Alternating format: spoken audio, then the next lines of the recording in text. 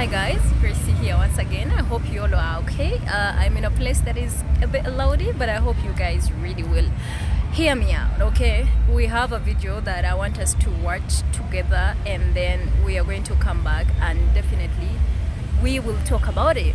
You guys are looking for the start of the next global pandemic. I think we found it here in this wet market. God. Oh, fresh fish. Cool. Nemo. Still breathing. Yeah. Oh, good quality. Ears. Oh, that's like the head. Oh. Is that pig's blood? That must be blood. Oh, yummy. Wow. Oh, I'm still gonna eat bacon though. Like, I could go for some ramen with some pork belly. I would still eat that shit right now. You can eat that right now. Hell yeah.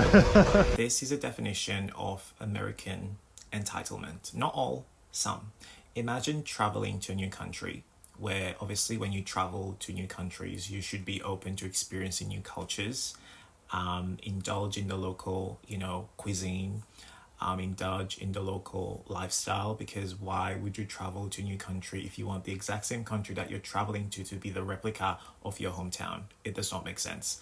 But to then post videos of the locals online to trivialize them and make it out like they are living in this world of disparity, poverty, because you're not used to their lifestyle and their way of living, is not only undermining the whole concept of traveling, but you showing that you feel that you're better than them because you live in a Western developed world. Which, again, just because you're not used to it does not mean that you will go online and make videos such as, this area that you visited can be the next pandemic cluster, which is not only racist, but very ignorant and pretty much a misrepresentation of Asia as a continent itself, because we've seen it countless of times of people traveling specifically within countries in Asia and making videos and referring to said things such as the next pandemic, the next coronavirus, which is racist. And yeah, he's been called out so many times by so many big creators, but he's never once made an apology to address the effects of how traveling specifically in certain countries and posting it online, such as what they are doing, is not only damaging to the country's touristic, industry, but it's also damaging for the locals that are within those regions that you are trying to portray them in a negative light, which is very harmful. Traveling is about experiencing new culture, opening yourself up to new experiences, not trivializing the locals there. These people do not cease to amaze me, like not in a good way, but in a way that raises a lot of questions.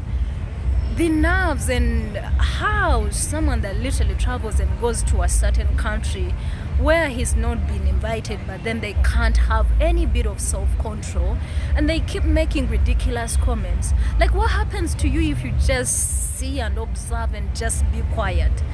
It just comes off as if, you guys feel like you are better than other people, to an extent that you feel like people's way of life, simply because it is different from yours, then this is ridiculous and it is going to cause the next pandemic.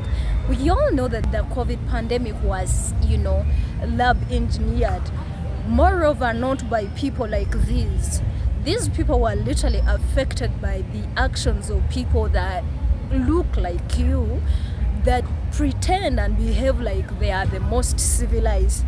People like you are the ones that are causing, horrendous issues and problems in countries, and you have the nerves to go and start mocking them.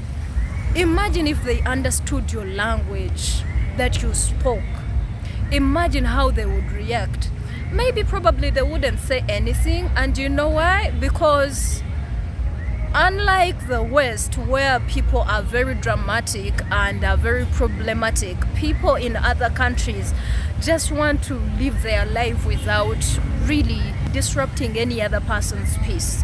Moreover, the type of food that you're talking about and the congestion that you're talking about, this food, if they took you in America and they tell you eat like that, like every day, you cannot even afford it.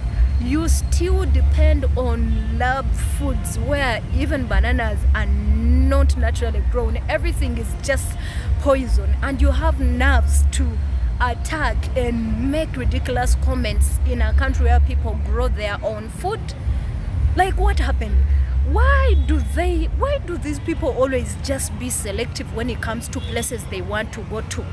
Places where people are not going to say anything, places where people are going to just, be excited to see probably a white person or something because they feel like maybe this person is coming to support. But then in the background, this guy is ridiculing them, this guy is making fun of them, this guy is like, this is the next center of pandemic. If you're looking for that place where the next pandemic is going to be coming from, it's going to be this place. Why did you go there? Why do you go to countries and start mocking, people's way of life? They don't invite you, for goodness sake. I am now starting to understand why actually your channel is called Small Brained American, because really you be exposing yourself everywhere you go. Isn't it crazy? There's some people that don't want to go and show the best luxurious hotels and everything that is developed in that country. It's got to be illegal to be this ignorant.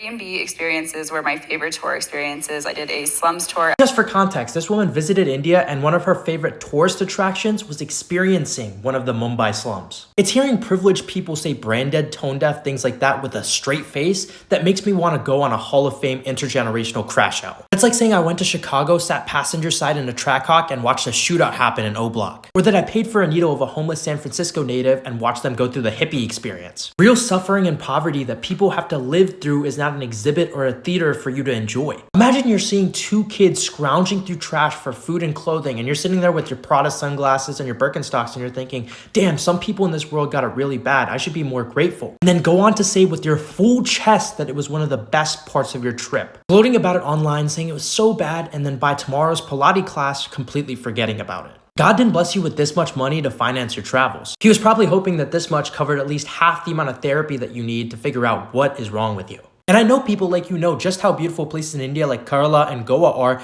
but you want to paint this narrative. And in that way, you're no different from these lying CS influencers. But whenever they go in slums and areas that are underdeveloped, the first thing they do is pull out a camera. For what? You're filming people without even asking for their permission. You're not trying to buy from them. You're trying to come off as if whatever you're looking at is disgusting. You see, there's someone that said, if you want people in Africa to be in peace or in other countries to be in peace, leave them alone. Don't go to their countries. I understand tourism, contributes such a great deal when it comes to, to the development of these countries.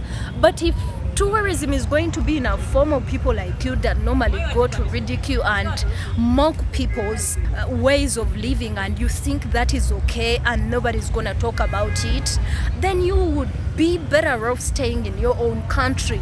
Because there's some people like you make it seem like the West is the best place to ever be, but you do not show us the drug addictions that are happening, the people that are homeless, but you would rather be excited to come and, pull out a camera in front of people and show the entire world how this is the worst place to be. This is a place that is disorganized, this place is dirty and stuff like that. Mind you, these people do not get sick. It is your frail bodies that were raised as if you're babies that literally have no level of immunity. All you've depended on are drugs and and vaccinations and stuff like that, and it makes you feel like you are more privileged. Mind you, that is the reason as to why you cannot even survive in areas like that. Did you see any person that wasn't looking good, or did you see any person that was looking like they are going to drop dead? Like, you should stop. I know not all of you do that, but there are so many people that are small-brained, just like he calls his channel. I feel like it is just enough. It is enough. You don't have to expose yourself to that level to show how stupid you are, like, for real. Because at this point, you guys are coming off very, very stupid and ignorant. Mind you, I think that is the reason as to why people come out to say that most Americans think they're smart, but they are really, really not smart. Because if you don't have any sense of humanity to think that this is not the right thing to do, especially in a country that is foreign, I am imagining if you were arrested for doing such nonsense. And then you would come off and be like, oh, they want this, all this, they did this to me and all of that, just to make, a scene out of nothing. I mean, you guys really, it's enough is enough, all right? Enough is enough. But you guys that are watching, I want you to let me know what you think in the comment section. As for me, I don't condone this type of lifestyle, okay? Respect people's way of living. Respect people's way of life. You being different and coming from a different country does not make you better of a person and make them less of humans, all right? So yeah, let me know what you think in the comment section. If you haven't subscribed, please consider subscribing, and also consider joining my channel membership, where I'll be giving you more exclusive content about the motherland and how to navigate through. And yes, Gracie again. I will see you guys another time. Bye.